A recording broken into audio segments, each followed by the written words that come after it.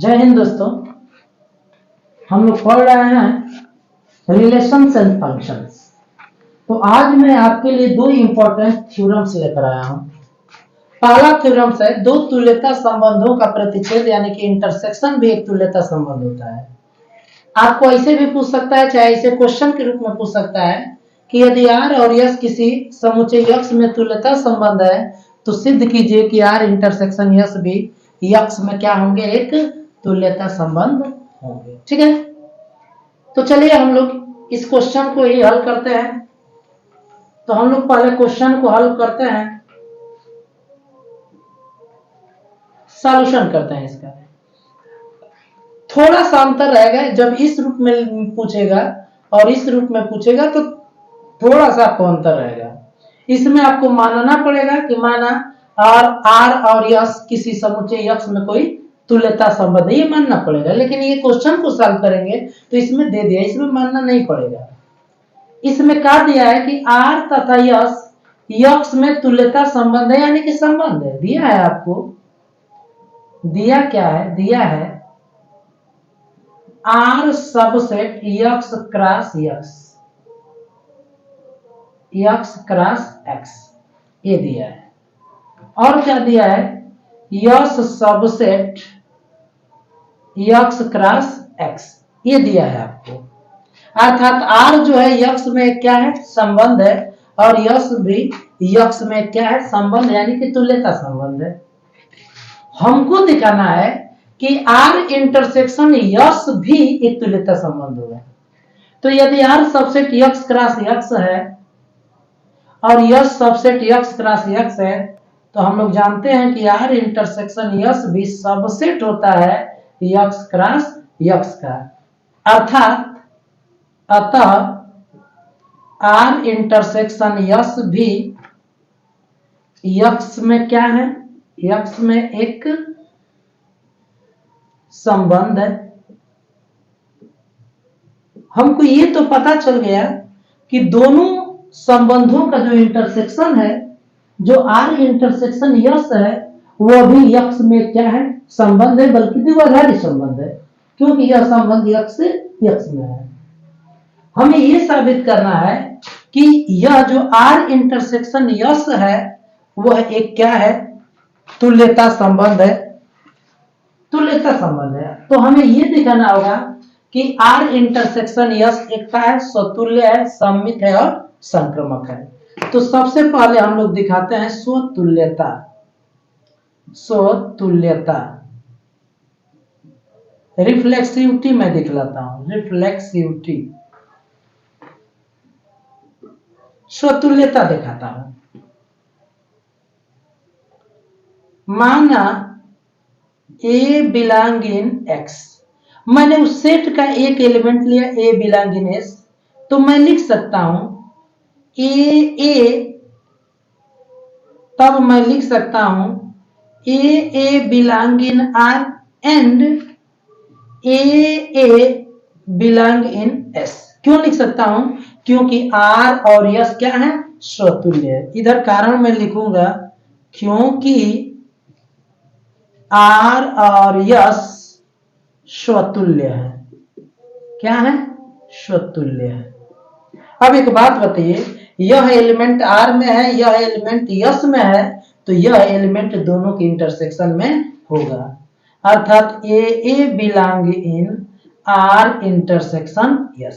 इसका मतलब यह है कि A related to A by R intersection S।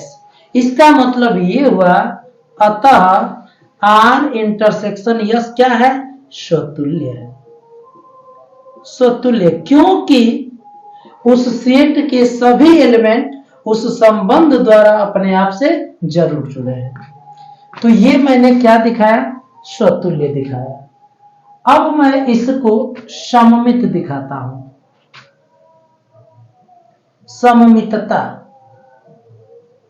Symmetricity मैं दिखाता हूं, सिमेट्रिसिटी। तो सममितता दिखाना है तो हमको दो एलिमेंट उठाना पड़ता है। तो हम X का दो एलिमेंट उठाते हैं, AB बिलोंग इन X। हमने दो एलिमेंट उठाया। अब दो एलिमेंट उठाया और हम मान लेते हैं, माना A B belong in R intersection S. हमने मान लिया है कि A B belong in R intersection S है, तो हमें दिखाना होगा कि B A belong in R intersection S. तो जब A B belong in R intersection S है, तो इसका मतलब A B belong in R होगा and A B belong in का होगा एस होगा। जब A B belong in R है तो B A belong in R होगा और B A belong in S होगा। क्यों? क्योंकि आर और यस सम्मित भी होंगे, क्योंकि स्वतुल्य है। इधर रीजन हम लिखेंगे क्योंकि आर और यस सममित है, सममित है। अब यहां पर आ रहा है B A belong in R और B A belong in S, तो यस में वही एलिमेंट है और आर में वही एलिमेंट है, तो दोनों के इंटरसेक्शन में अर्थात बी ए बिलोंग इन क्या होगा, आर इंटरसेक्शन यस होगा।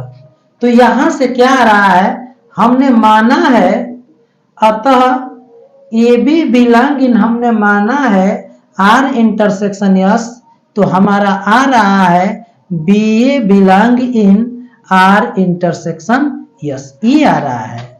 इसका मतलब ये हुआ कि जो संबंध आर इंटरसेक्शन यस है, आर इंटरसेक्शन यस है, वह क्या है, सममित संबंध है, सममित संबंध है। तो मैंने आर और इंटरसेक्शन यस को स्वतुल्य दिखाया, सममित दिखाया। अभी एक और चीज हमें बाकी है, संक्रमक उसे दिखाना है, क्योंकि आर इंटरसेक्शन यस को हमें क्या दिखाना है, तुल्यता संबंध दिखाना है। तो आप चाहेंगे तो इसका स्क्रीनशॉट आप ले सकते हैं। अब मैं क्या करता हूं, आर इंटरसेक्शन यस को संक्रमक दिखाता हूं। तो चलिए हम लोग आर इंटरसेक्शन यस को दिखाते हैं संक्रमक, संक्रमकता,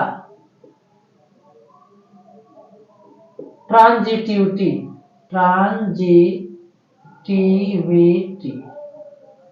संक्रमकता हम लोग दिखाते हैं। तो तीन एलिमेंट उठाना होगा, ए बी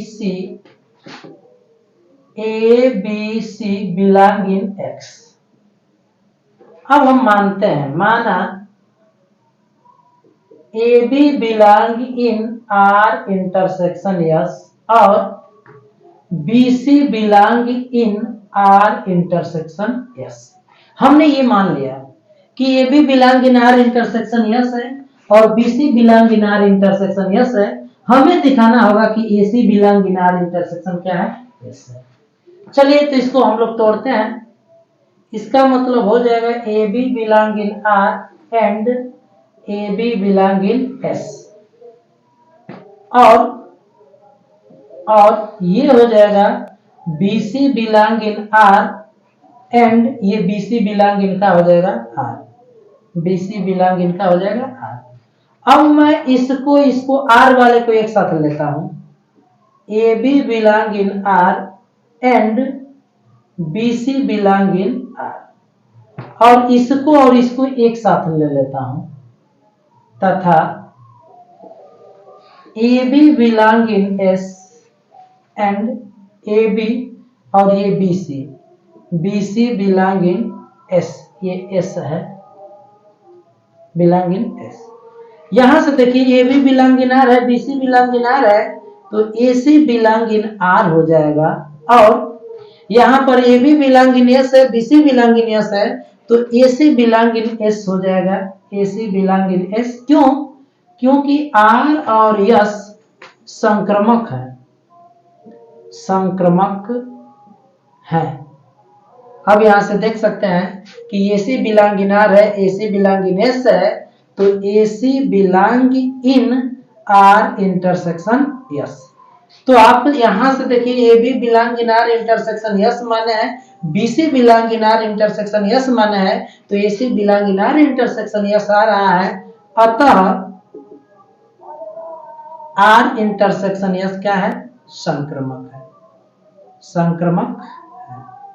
इसका मतलब ये हुआ कि आर इंटरसेक्शन यस क्या है? स्वतुल्य है, सममित है और संक्रमक संबंध है। तो आर इंटरसेक्शन यस क्या है? एक तुल्यता संबंध है। अतः आर इंटरसेक्शन यस भी एक तुल्यता संबंध है, एक तुल्यता संबंध है। तो आप चाहेंगे तो इस पार्ट का भी आप स्क्रीनशॉट आप ले सकते हैं। अब हम लोग एक बहुत ही अच्छा प्रमेय सेलेक्ट किया है। यदि किसी समुच्चय ए में आर एक संबंध है तो यदि आर स्वतुल्य होगा तो आर इनवर्स भी स्वतुल्य होगा, आर सममित होगा तो आर इनवर्स भी सममित होगा, आर संक्रमक होगा तो आर इनवर्स भी संक्रमक होगा। तो मैं पहला प्रूफ करना चाहता हूं, ठीक है। तो हमें आर इनवर्स को स्वतुल्य दिखाना है। तो हम क्या करेंगे कि जो हमारा सेट है उसमें एक तत्व निकालेंगे, ए बिलोंग इन का कैपिटल ए। अब बताइए, चूंकि आर स्वतुल्य है, आर क्या है? स्वतुल्य है। जब आर स्वतुल्य है अतः इसका मतलब ये होगा कि A related to A by R. अब एक बात बताइए, ए रिलेटेड टू ए है, मैं इनका क्रम चेंज करता हूं तो ए रिलेटेड टू ए बाई का होगा आर इनवर्स। क्यों हो जाएगा? आर इनवर्स की परिभाषा से। अब आप यहां से देख सकते हैं ये स्टेटमेंट हमको बता रहा है कि आर इनवर्स क्या है? एक स्वतुल्य संबंध है। अतः आर इनवर्स स्वतुल्य है, स्वतुल्य है। अब हमको सममित संबंध दिखाना है, आर इनवर्स को सममित संबंध दिखाना है। तो हम दो एलिमेंट चुनेंगे अपने सेट का। तो सेट ए का दो एलिमेंट चुनेंगे, माना A B belong in capital A. अब हम मानेंगे, माना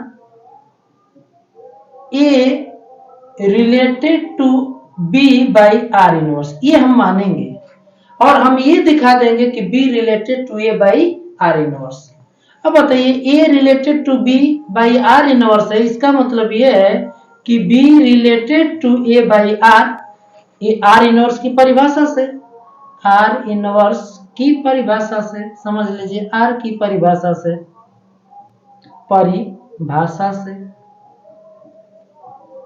अब जब B रिलेटेड टू A है इसका मतलब ये हुआ कि A related to B by R होगा, क्योंकि R सममित है, R सममित है।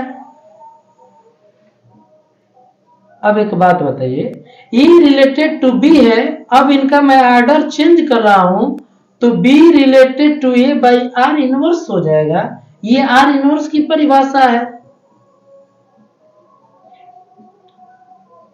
तो ये स्टेटमेंट हमको बता रहा है, ये स्टेटमेंट बता रहा है कि आर इनवर्स क्या है? सममित है। अतः आर इनवर्स एक क्या है? सममित है, सममित है। अब हम तीसरा चीज दिखाते हैं, संक्रमकता, अर्थात आर इनवर्स संक्रमक होगा। आर संक्रमक है तो आर इनवर्स भी क्या होगा? संक्रमक होगा। तो देखते हैं, अब संक्रमक दिखाना है तो तीन एलिमेंट लेना होगा, ए बी सी बिलोंग इन ए। हमें मानना होगा, माना A related to B by R inverse and B related to C by R inverse. हम दो चीज माने हैं, A related to B by R inverse माने हैं और B related to C by R inverse माने। हमें दिखाना होगा कि A related to C by R inverse. अच्छा ये बताइए, जब ये हमने माना है तो इसको हम लिख सकते हैं कि बी रिलेटेड टू ए, क्यों? आर की परिभाषा हो जाएगी, आर की परिभाषा से वैसे ही ये क्या लिख सकते हैं आप, ये लिख सकते हैं सी रिलेटेड टू बी, ये क्या होगा, आर की परिभाषा हो जाएगी, परिभाषा से। अब जरा इन दोनों बातों को देखा जाए, ये दोनों बात कह रहा है कि C related to B and B related to A, इसका मतलब ये हुआ कि B ये खत्म हो जाएगा, C रिलेटेड टू A होगा, C रिलेटेड टू A, ठीक है। क्यों हो जाएगा, क्योंकि R क्या है, संक्रमक है, R संक्रमक है। अब एक बात बताइए, C रिलेटेड टू A है तो इसको जब मैं उल्टा करूंगा तो A related to C by का हो जाएगा, R इनवर्स हो जाएगा, R इनवर्स की परिभाषा से, तो आप देख सकते हैं यहां पर A related to B by R inverse में माना हूं, और यहां पर B related to C by R inverse, यहां पर आ रहा है A related to C by R inverse. अतः R इनवर्स क्या है, संक्रमक संबंध है। कैसा संबंध है, संक्रमक संबंध है। तो आप चाहेंगे तो ये बेहद इंपॉर्टेंट थ्योरम है, आप इसका स्क्रीनशॉट आप ले सकते हैं। तो ये संबंध से हमने एक महत्वपूर्ण क्वेश्चन को सिलेक्ट किया है, लिखा है कि सिद्ध कीजिए कि धन पूर्णांकों के समुच्चय में A रिलेटेड B यदि A के पावर B बराबर B के पावर A एक तुल्यता संबंध है, ठीक है। हमें आपको समुच्चय दिया क्या है, समुच्चय दिया है, समुच्चय धन पूर्णांकों का समुच्चय है, और संबंध क्या दिया है, संबंध A रिलेटेड B दिया है। कब दिया है, जब A के पावर B बराबर है B के पावर क्या है, A। तो इस संबंध को हमें क्या दिखाना है, इस संबंध को हमें स्वतुल्य, सममित और संक्रमक संबंध दिखाना है, और जब तीनों हो जाएगा तो हम इसे क्या कह सकते हैं, एक तुल्यता संबंध कह सकते हैं। तो चलिए पहले हम लोग दिखाते हैं स्वतुल्यता, दिखाते हैं स्वतुल्यता, रिफ्लेक्सिविटी दिखाते हैं, रिफ्लेक्सिविटी, स्वतुल्य संबंध दिखाते हैं। तो स्वतुल्य संबंध दिखाना है तो उस सेट का हम एक एलिमेंट मानेंगे, माना A belong in I plus. अब हम लिख सकते हैं, क्या लिख सकते हैं, चूंकि A के पावर A बराबर A के पावर A, ये लिख सकते हैं। तो इसका मतलब ये हुआ कि संबंध की परिभाषा से हम लिख सकते हैं A related to A, R की परिभाषा से आप लिख सकते हैं, R की परिभाषा से। तो आप क्या देख रहे हैं, आप ये देख रहे हैं कि इस सेट के सारे एलिमेंट उस संबंध द्वारा अपने आप से जुड़े हैं। अतः आप कह सकते हैं, अतः R क्या है, स्वतुल्य संबंध है, स्वतुल्य संबंध है।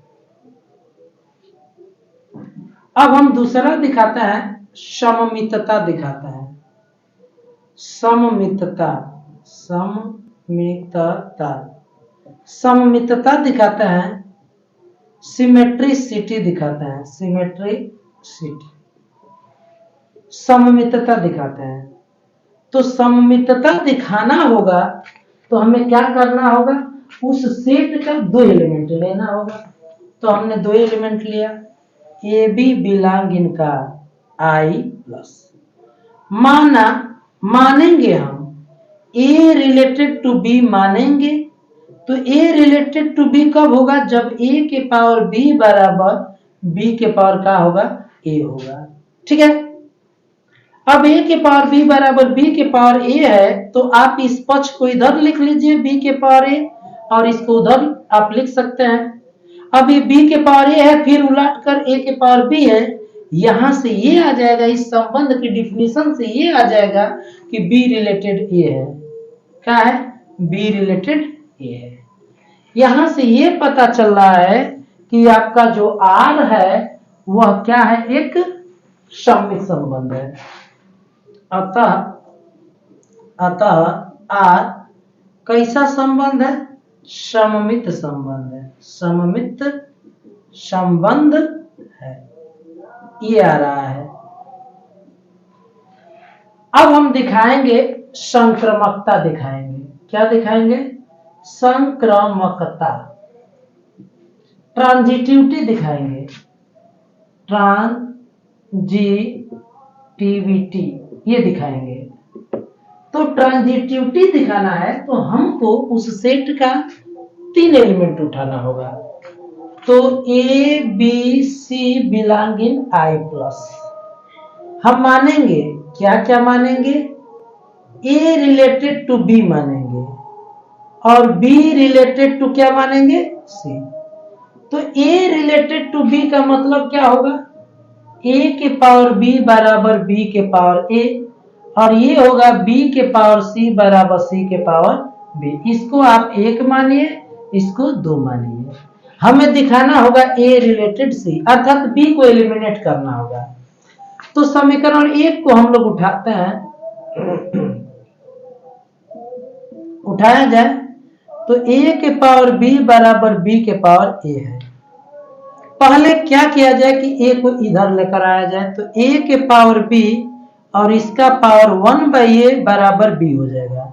ये पावर आप इंटरचेंज कर दीजिए, तो a के पावर 1/a और इसका पावर b बराबर का हो गया b। अब ये पावर b है, उधर जाएगा तो ये आ जाएगा b के पावर 1/b, इसको आप 3 मान लीजिए। अब समीकरण 2 को उठाइए, समीकरण 2 से समीकरण 2 को उठाएंगे तो b के पावर c बराबर c के पावर क्या है? b है। अब आप पहले इस c को उधर लेकर जाइए, तो b बराबर हो जाएगा c के पावर b और बराबर 1/c। फिर यहां पर पावर इंटरचेंज करिए, तो c के पावर 1/c और एक पावर b।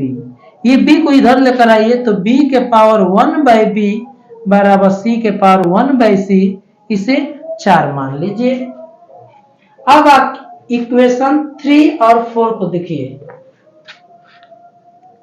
समीकरण 3 और 4 से, समीकरण 3 और 4 से ये भी b के पावर 1/b का मान है और ये भी b के पावर 1/b का मान है। तो क्या बच जाएगा? a के पावर 1/a बराबर c के पावर 1/c।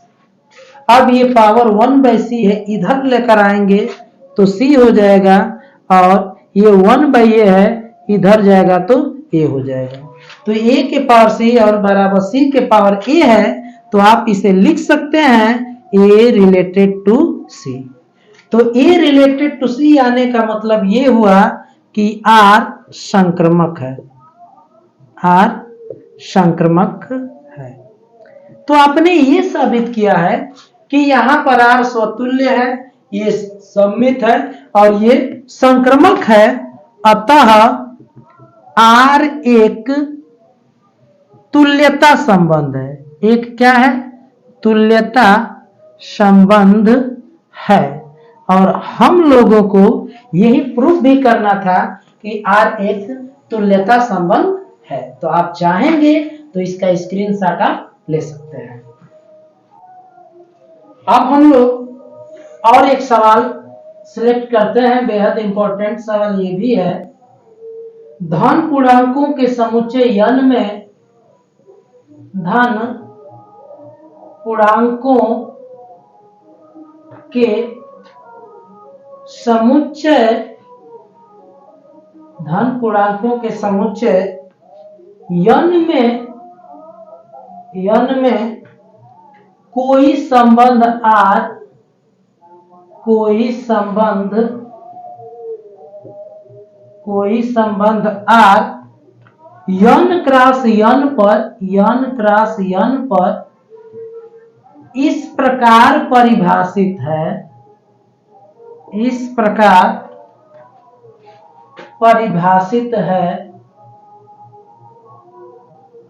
परिभाषित है कि AB रिलेटेड CD है कब है? जब a प्लस डी बराबर b प्लस सी है, A B C D belong in n cross n। कह रहा है कि सिद्ध कीजिए कि यार एक तुल्यता संबंध है। तो सिद्ध कीजिए